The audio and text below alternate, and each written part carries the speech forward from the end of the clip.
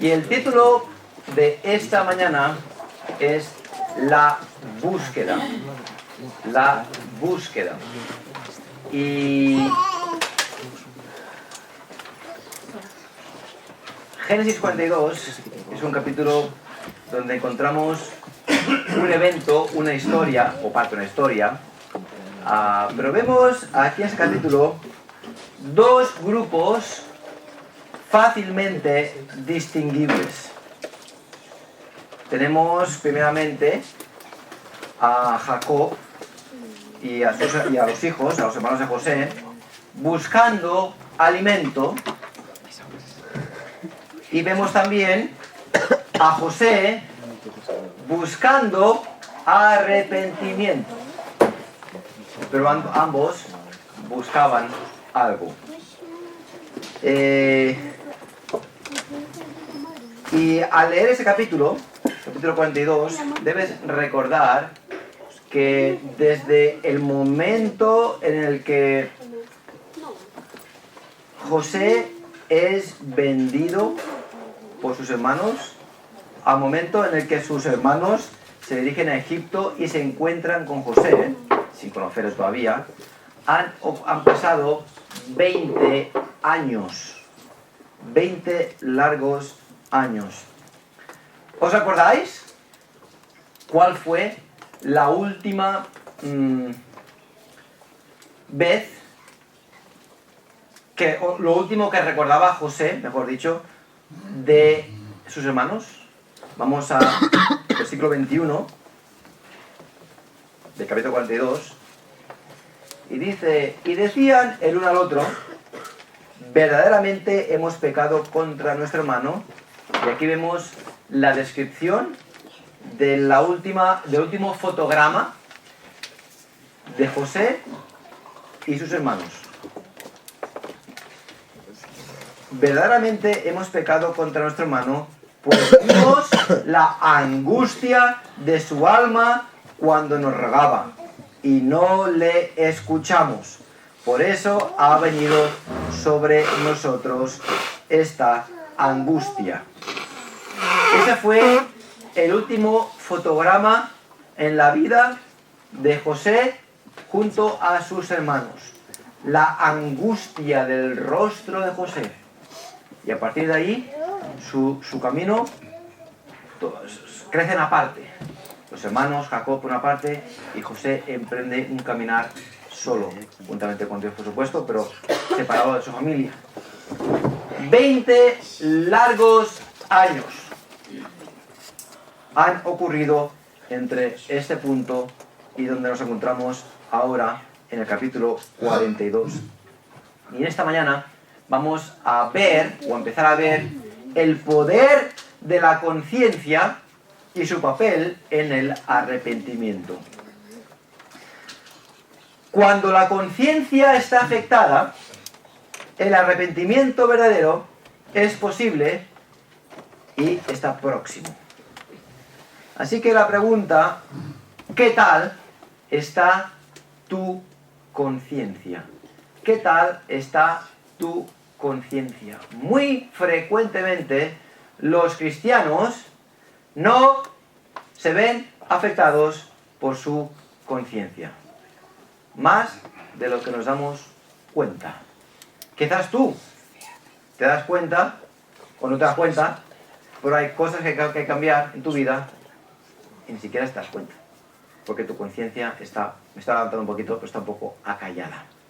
Así que, ¿qué tal está tu conciencia? Vamos a ver, el punto número 1, son 2 puntos. Cogeré la familia, a Jacob y sus hermanos, y cogeré a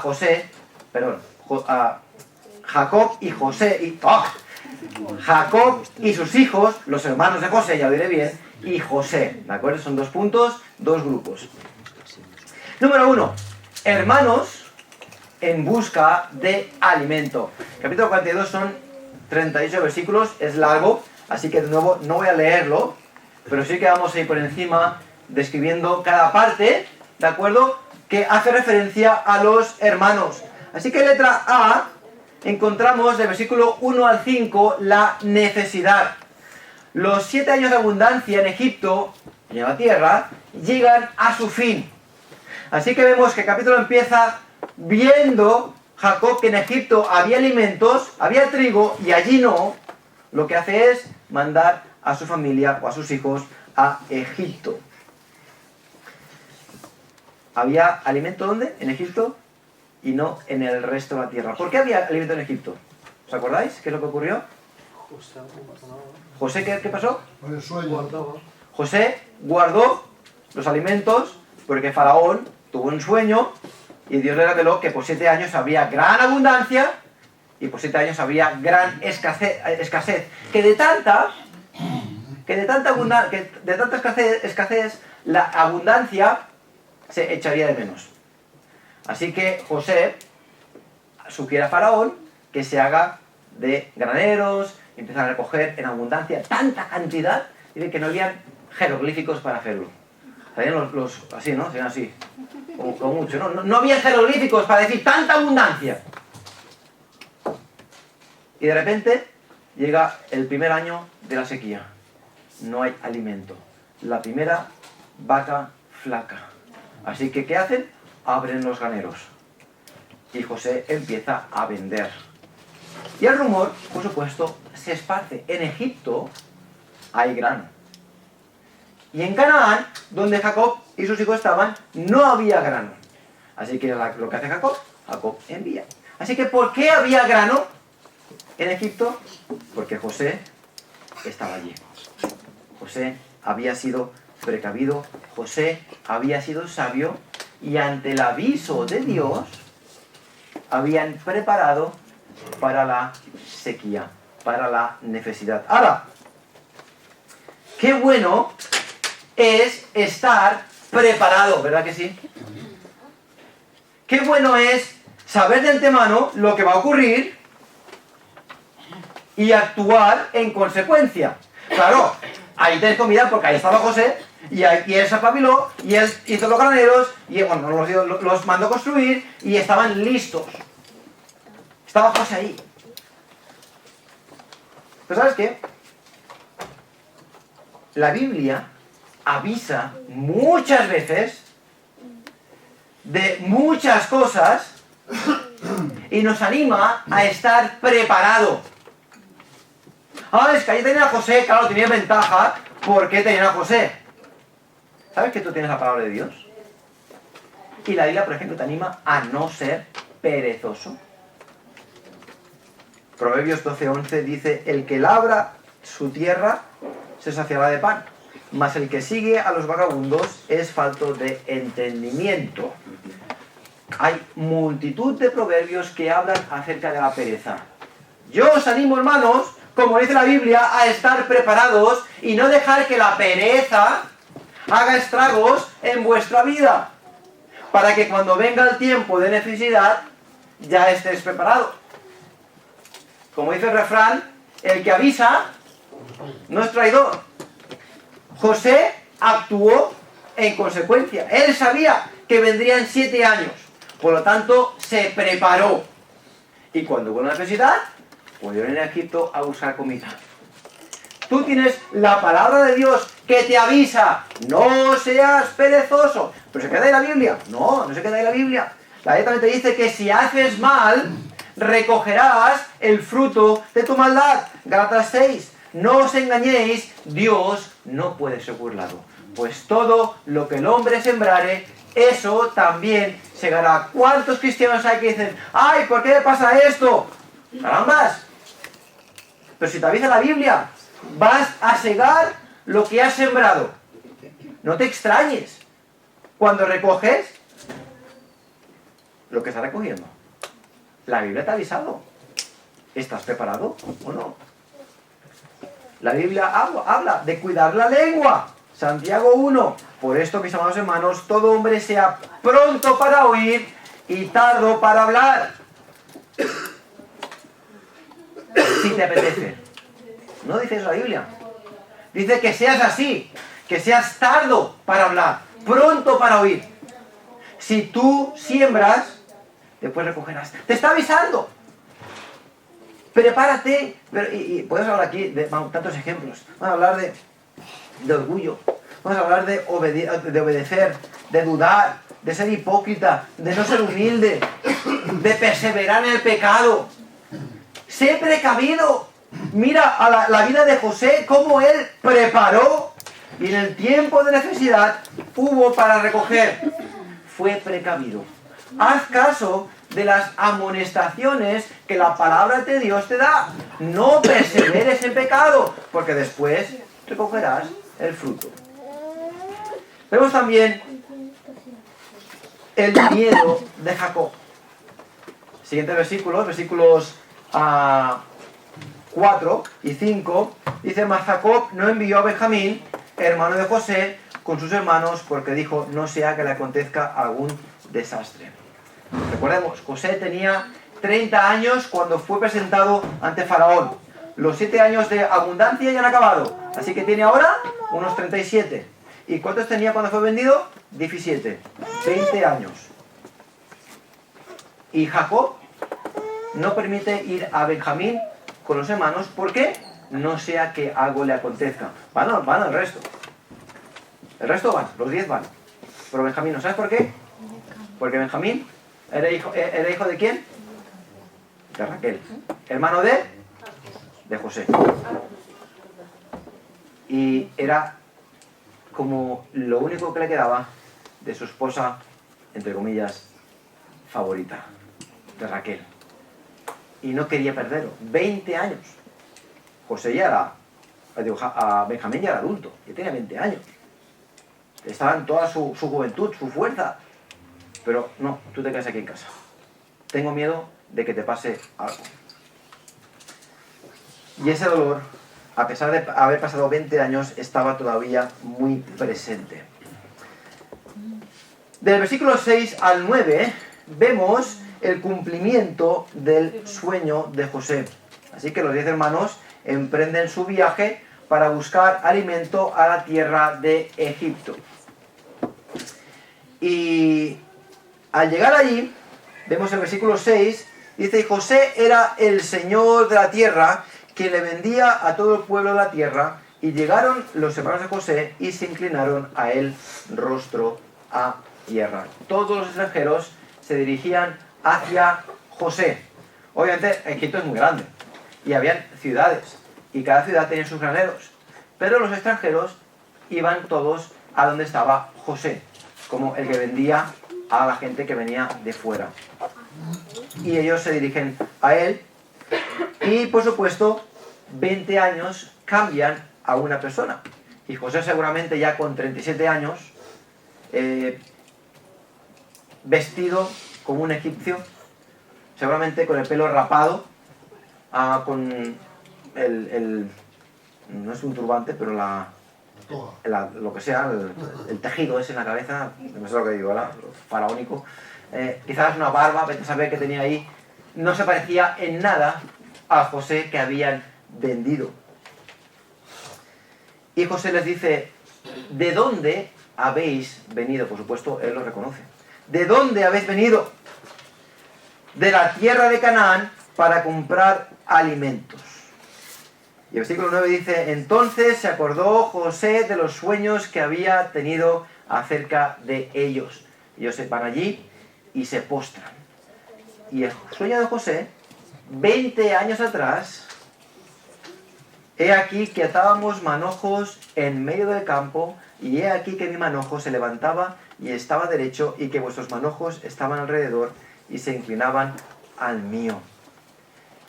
Y Dios hace cumplir ese sueño. Y José se da cuenta. 20 largos años, difíciles, complicados. Pero ahora José está recogiendo todo aquello que él ha sembrado.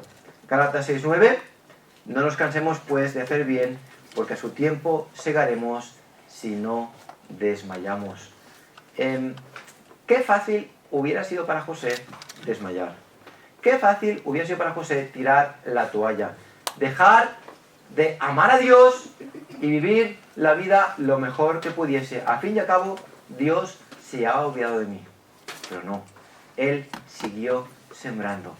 20 años después, recoge el fruto de todo aquello que ha segado.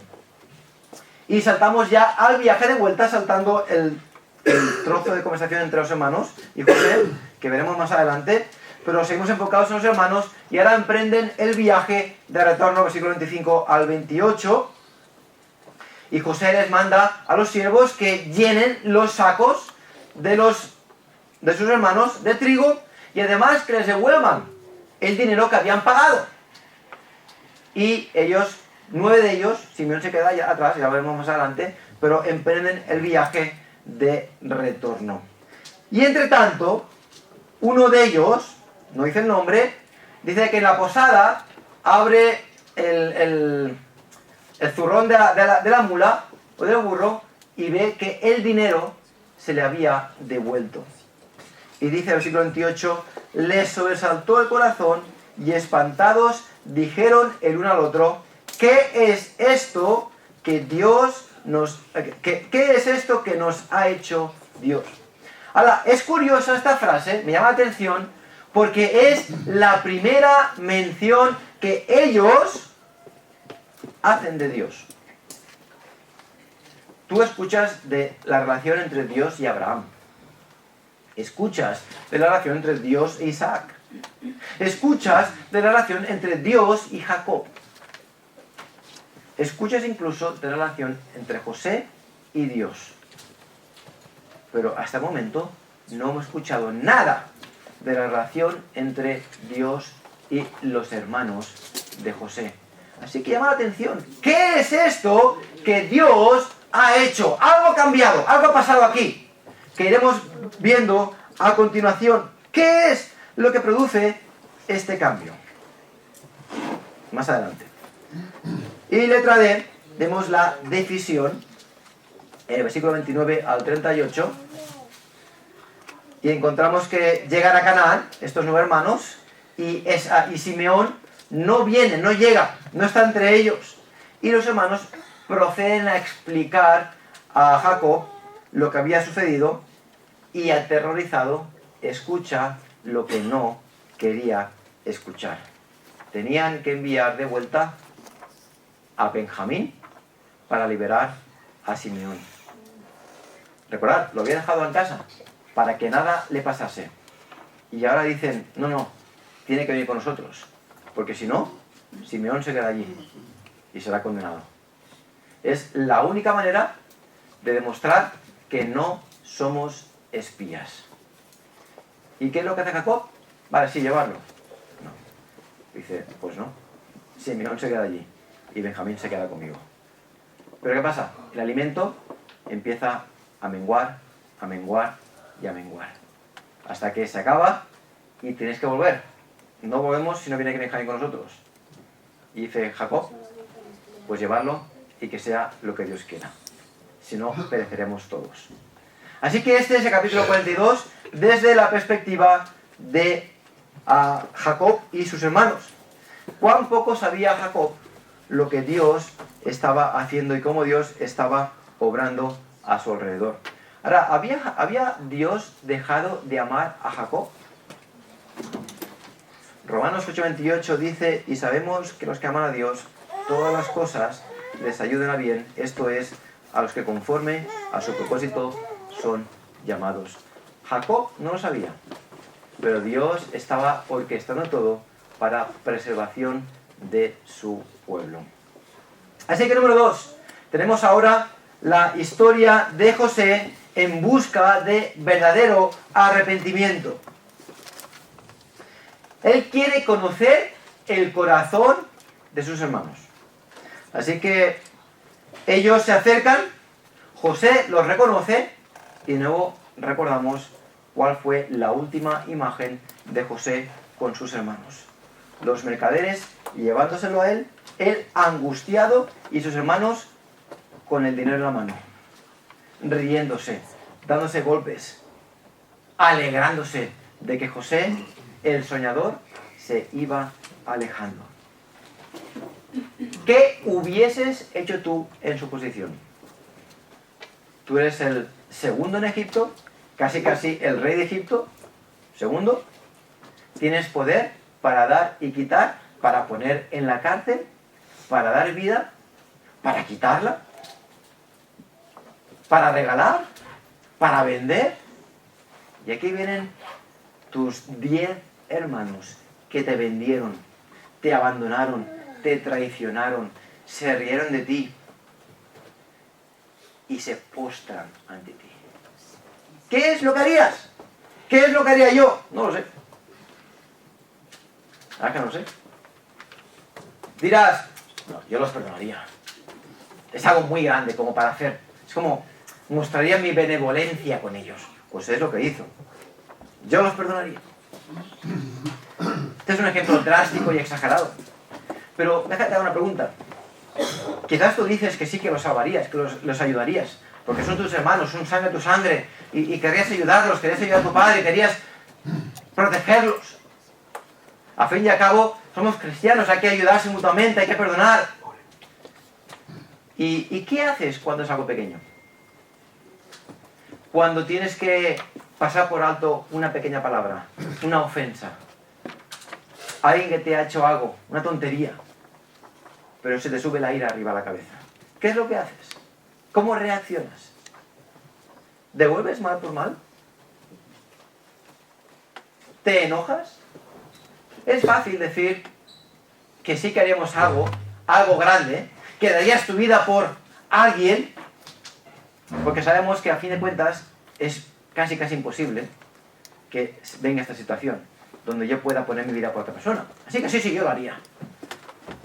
Pero ¿y en el día a día? Cuando puedes poner tu orgullo por debajo, ¿qué es lo que haces? ¿Actúas como José?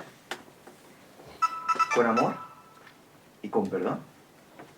Así que Colosenses 3.3 dice, 3.13, soportándoos unos a otros y perdonándoos unos a otros. Si alguno tuviera queja contra otro, de la manera que Cristo os perdonó, así también hacedlo vosotros. Y Efesios 4.32, antes sed benignos unos con otros, misericordiosos, perdonándoos unos a otros, como Dios también os perdonó a vosotros en Cristo. Así que en este momento, en la vida de José retoma su relación con los hermanos, y los hermanos con José, justamente donde la habían dejado. Que fue cuando fue vendido. ¿Sabes? No se podía ignorar esta situación. No se puede barrer el pecado bajo la alfombra. No se puede decir, el amor cubrirá multitud de pecados, y ya está. Y hacer que la gente ignore tus faltas. Aquí lo dejaron y aquí lo retoman. Y veréis a continuación cómo incluso en la mente de los hermanos es aquí donde lo retoman. Y José tiene que hacer algo al respecto, porque allí lo dejaron y ahora emprendemos nuestra nueva relación donde lo dejamos. Fue un pecado. ¿Qué ha pasado desde entonces? ¿Qué ha pasado en tu vida? ¿Ha pasado algo en tu conciencia? ¿Te has arrepentido? ¿Sigues igual? ¿Qué es lo que estás pensando? ¿Qué efecto ha tenido en tu vida lo que has hecho? Así que José está arriba, los 10 hermanos están abajo. Y empezamos la relación. Hay que tratar el problema. Y para tratar el problema se necesita arrepentimiento. Y José se dispone a buscar si hay verdadero arrepentimiento. Ellos vinieron a buscar comida. José necesita encontrar arrepentimiento en sus hermanos. Así que a partir de ahora los va a poner en estrecho. Va a ser duro con ellos, pero quiere ver qué es lo que ocurre. Seguramente, imaginaros qué pasaría por su mente. ¿Qué es lo que hago ahora? ¿Qué pasa aquí? Y empieza con pies de plomo, poco a poco, empieza a acercarse a ellos y averiguar cómo reaccionan. ¿Hay arrepentimiento o no hay arrepentimiento? Así que una realidad fundamental en las relaciones entre nosotros es que no, subrayarlo en negrita, recordarlo, no podemos ignorar las faltas cometidas si queremos tener una verdadera relación. No se pueden ignorar. Hay que tratar con ellas. No pretendas barrerlo porque no funciona. Cuando se hace algo mal, la relación se rompe. Para poder tomar la relación y que continúe con buen pie, hay que empezar donde se rompió, tratar el problema y seguir hacia adelante. Pero no podemos ignorarlo. José no puede actuar como si nada hubiese ocurrido. Por eso, la semana que viene hablaremos de verdadero arrepentimiento. 2 Corintios capítulo 7.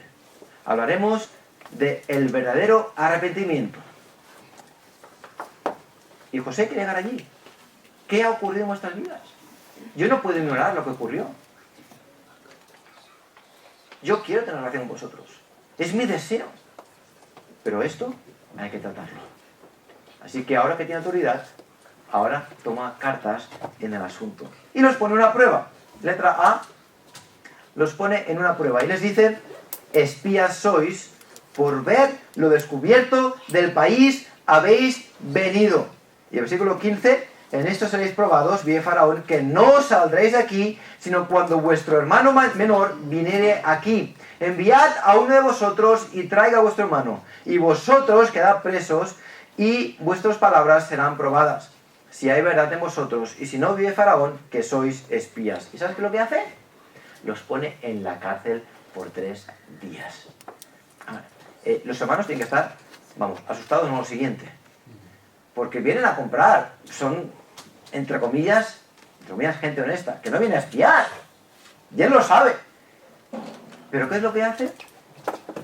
Los pone en la cárcel. Los acusa de algo. Y se miran a ellos, ¿qué está diciendo este hombre? ¿Qué está hablando? Espías, pues hemos ido a comprar. Espías sois. A la cárcel. Y sí, los cogen y a la cárcel. 3 días.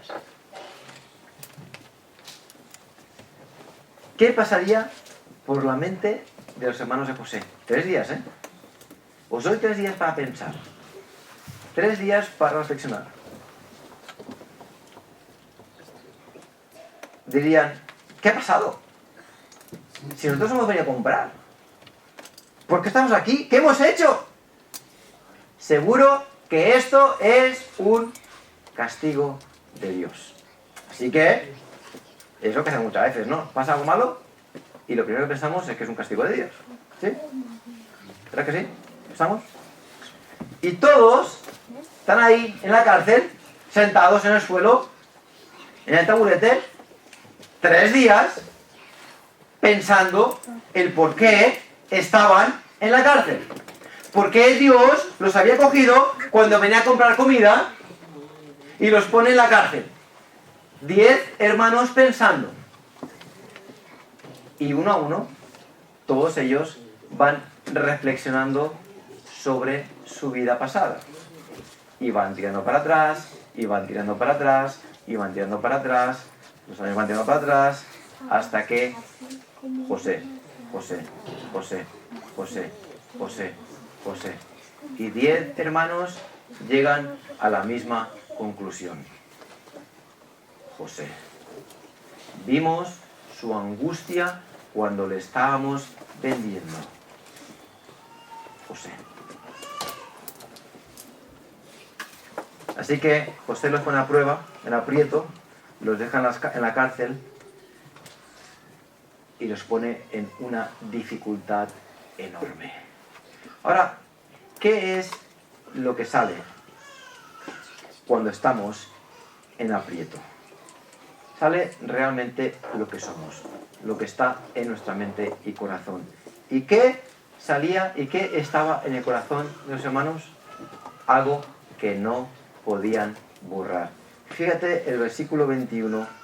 Verdaderamente hemos pecado contra nuestro hermano, pues vimos la angustia de su alma cuando nos rogaba y no le escuchamos. Por eso ha venido sobre nosotros esta angustia. Vamos a ver la respuesta. versículos 10 al 13, José les acusa de ser espías y ahora ellos responden. Y ellos le dicen, no somos espías. Y además, para demostrar que no eran espías, explican la historia de su familia, o parte de ella por lo menos. Somos hijos de un varón y somos hombres honrados. Aquí quedan muy bien ante José. Además dice que se humillan ante José y se arrodillan. Somos tus siervos.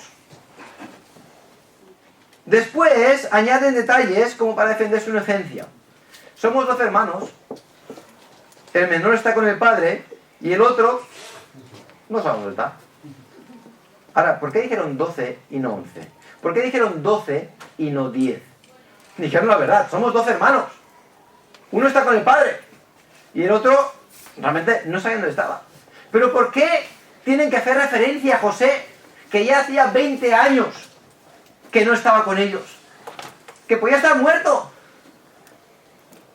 El otro no perece, porque estaba en sus mentes. Era algo que no podían borrar.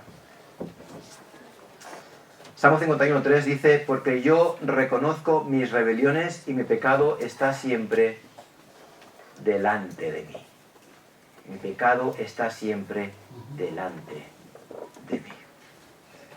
Vemos también la benevolencia de José. Y en el 18, después de meterlos en la cárcel, dice, y al tercer día les dijo José, haced esto y vivid, yo temo a Dios. Y lo que está diciendo a José aquí no es que temiese a Dios de Jehová, no dice Jehová, dice Elohim. No es que no temiese, pero no decía Elohim por no delatar su identidad. ¿De acuerdo? Está diciendo, hey, lo que yo os digo, voy a hacer. Hay alguien que está por encima mío, no Faraón, sino hay un Dios que está por encima mío y voy a hacer lo que yo estoy diciendo. En vez de dejar a 9 aquí y enviar uno allá, vamos a hacerlo al revés. Uno se queda aquí y 9 van para allá, a traer de regreso a Benjamín, para corroborar vuestras palabras. Y yo temo a Dios, así que lo que yo digo, lo voy a hacer. Tranquilos, traedme a Benjamín y os dejaré ir a todos. Así que José es duro, pero a su vez muestra su benevolencia. Letra D, la confesión secreta, y llegamos ya al final del mensaje, donde vemos el papel de la conciencia. Versículo 21-24, y decían el uno al otro, verdaderamente hemos pecado contra nuestro hermano, pues vimos la angustia de su alma cuando nos rogaba y no le escuchamos. Por eso ha venido sobre nosotros esta angustia. Entonces Rubén le respondió diciendo, ¿no os hablé yo y dije, no pequéis contra el joven y no escuchasteis? Y aquí también se nos demanda su sangre. Pero ellos no sabían que les entendía José, porque había intérprete entre ellos. Y se apartó José de ellos y lloró. Después volvió a ellos y les habló y tomó de entre ellos a Simeón y lo aprisionó a vista de ellos. Antes hemos dicho, ¿qué produce este cambio en ellos? ¿Por qué mencionan a Dios? ¿Por qué dicen ellos, ¿por qué nos hace Dios esto? Y la respuesta está en su conciencia. En su conciencia. ¿Qué tiene que ver José en esa historia? Pregúntatelo. Faraón, José, a ojos de ellos, es no más que un egipcio. Y los hermanos están ahí entre él. ¿Por qué mencionan a José? ¿Por qué está José en sus mentes? ¿Por qué dicen, verdaderamente hemos pecado contra nuestro hermano? Si José no está para ellos. Es como que, ¿qué pinta aquí en medio José? En sus pensamientos. Porque estaba en su corazón. Estaba en su conciencia. Era algo que no podían borrar. Matthew Henry escribe, el oficio de la conciencia es un recordatorio para traer a la memoria cosas que se han dicho y hecho hace mucho tiempo, para mostrarnos en qué hemos errado, aunque haya sido hace mucho tiempo, ya que la reflexión aquí mencionada fue más de 20 años después de que se cometiera el pecado. Así como el tiempo no borrará la culpa del pecado, tampoco borrará los registros de la conciencia. cuando la culpa de ese pecado de los hermanos de José era reciente, le restaron importancia y se sentaron a comer pan. Pero ahora, mucho tiempo después, sus conciencias se lo recordaron. Así que José, que está allí escuchando con un intérprete, no porque no entendiese, sino porque para disimular su desconocimiento de ellos, usaban un intérprete para hablar con la gente de Canaán. Así que este intérprete está hablando con los hermanos, y están hablando pensando que José no entiende, y José, por supuesto, lo entiende todo, y escucha lo que Rubén dice, escucha lo que los hermanos dicen. Esto nos viene porque Dios nos está castigando porque vimos la angustia de José. Y José se da cuenta, me hicieron mal, pero están arrepentidos. Saben que hicieron mal. No se gozan en la maldad. Y más adelante vemos como él dice, no os preocupéis, no sepa mal, porque Dios lo hizo para preservación, preservación del pueblo. Así que José tiene un corazón bondadoso, un corazón perdonador, y es capaz de entender y ver que aquí hay una conciencia y hay arrepentimiento. Así que José no escoge a Rubén, el primogénito, a escuchar sus palabras. ¿No os dije yo que no lo hicieseis? Ah, y esto no lo sabía yo. Bueno, Rubén, qué bien por ti. Y el siguiente es Simeón, hijo de Lea, hermano de Rubén. Y Simeón quizás, no sabemos, esto es especulación, pero quizás era uno de los que más se enfrentaba a José. Quizás era uno de los que menos símbolos o señales de arrepentimiento mostraba. Quizás esas palabras las dijo alguien o a unos hermanos y Simeón estaba callado. Vete a saber. Pero escoge a Simeón. Simeón, tú te quedas en la cárcel. Otros 9 puedes salir. Cuando traigáis a vuestro hermano, Simeón podrá salir. Ahora, cuando la conciencia está afectada, el arrepentimiento verdadero es posible y está próximo, hemos dicho antes. ¿Sería posible la restauración con su familia? Bueno, si hay arrepentimiento, sí que era posible. Ahora, la presión era muy grande en el corazón de José, así que no puede más que irse corriendo y llorar a solas. Queda a nuestro entendimiento el por qué lloraba: angustia, tristeza, dolor, al ver a sus hermanos 20 años después, gracias a la gratitud a Dios por cumplir la promesa. Eran muchas sensaciones que corrían por su mente. Pero la Biblia nos anima a mirar la conciencia de pecado. ¿Sabes que es imposible ser salvo sin arrepentimiento? ¿Y sabes que es imposible tener arrepentimiento sin conciencia? Si no reconocemos que hemos hecho mal, no puede haber arrepentimiento. La conciencia es importante. ¿Qué ocurre cuando no hay conciencia de pecado? ¿Qué ocurre cuando no vemos nuestro pecado? Es como hablar con una pared. Ya puedes explicarlo como quieras, intentar hacer ver el problema como quieras, que cuando no hay conciencia de pecado, no llegas a ningún sitio. 2 Corintios 1:12 dice: porque nuestra gloria es esta, el testimonio de nuestra conciencia, que con sencillez y sinceridad de Dios, no con sabiduría humana, sino con la gracia de Dios, nos hemos conducido en el mundo, y mucho más con vosotros. Esto es Pablo hablando de buena conciencia. Y él sabe que delante de Dios no han hecho nada mal, sino que con limpia conciencia han predicado el Evangelio. Así que esto merece la conciencia en el aspecto positivo. Una definición de conciencia dice: la conciencia se define como esa parte del psique humana que induce angustia mental y sentimientos de culpa cuando la violamos, y sentimientos de placer y bienestar cuando nuestras acciones, pensamientos y palabras son conformes a nuestros sistemas de valores. La palabra griega traducida conciencia en todas las referencias del Nuevo Testamento es suneidesis, que significa conciencia moral. La conciencia reacciona cuando las acciones, pensamientos y palabras de uno se ajustan o son contrarias a una norma de lo correcto y lo incorrecto. Entonces, pregunto, ¿qué hace que no produzca mala conciencia al obrar en contra de la palabra de Dios? ¿Qué hace que no haya mala conciencia cuando obramos en contra de la palabra de Dios? Un sistema de valores erróneo. Lo que yo he hecho no está mal. ¿Por qué te tengo que decir esto? ¿Por qué te tengo que pedir perdón? Lo que yo he hecho no está mal. Tu conciencia no está haciendo el efecto que la conciencia debe hacer. La Biblia habla de aquellos que tienen la conciencia cauterizada.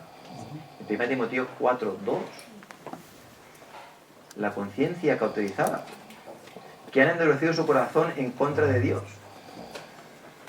Dice, otra referencia a la conciencia en el Nuevo Testamento es una conciencia cauterizada o insensible como si hubiera sido cauterizada con un hierro candente.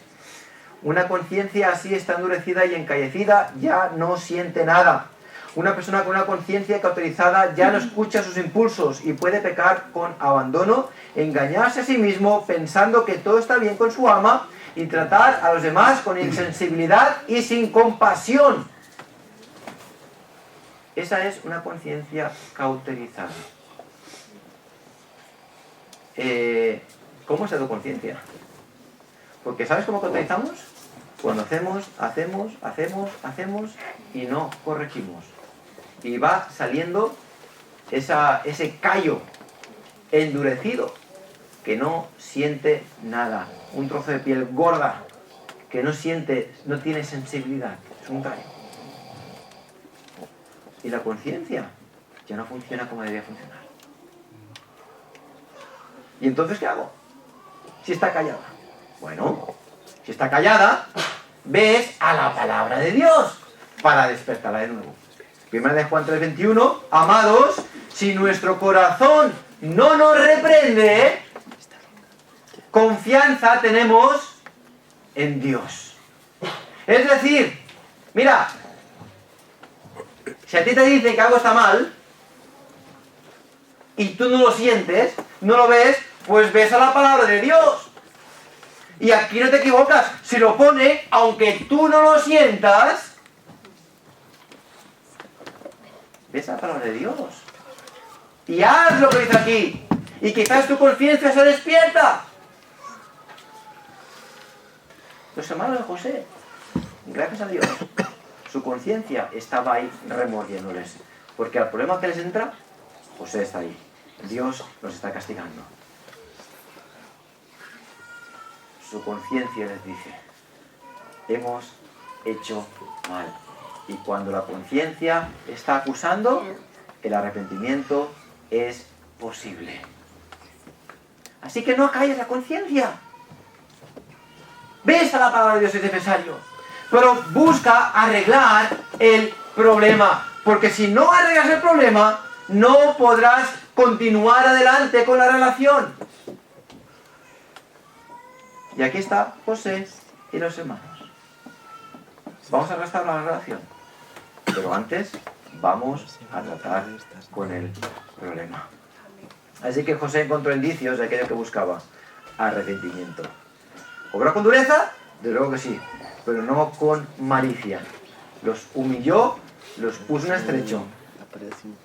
Y vio qué es lo que había en su corazón. Así que gracias a Dios por este precioso ejemplo. No solo de perdón, sino también de arrepentimiento. Veremos después cómo los hermanos llegan todos. ¿Y José qué es lo que hace? ¿Ya no aguanta más? No, de aquí a 2 semanas supongo. ¿Qué es lo que hace? Los abraza. ¡Soy José! Y todos sorprendidos. Pero pudo exclamar con libertad y con amor, porque sabía que se arrepentían de aquello que habían hecho. Así que te animo a que tú examines tu conciencia. Y que si hay algo ahí que está chocando, solucionalo. Busca perdón. Arrepiéntete. Y el amor, sí que es verdad, cubrirá multitud de pecados. Porque el amor puede perdonar. El amor perdona. Y el amor también restaura.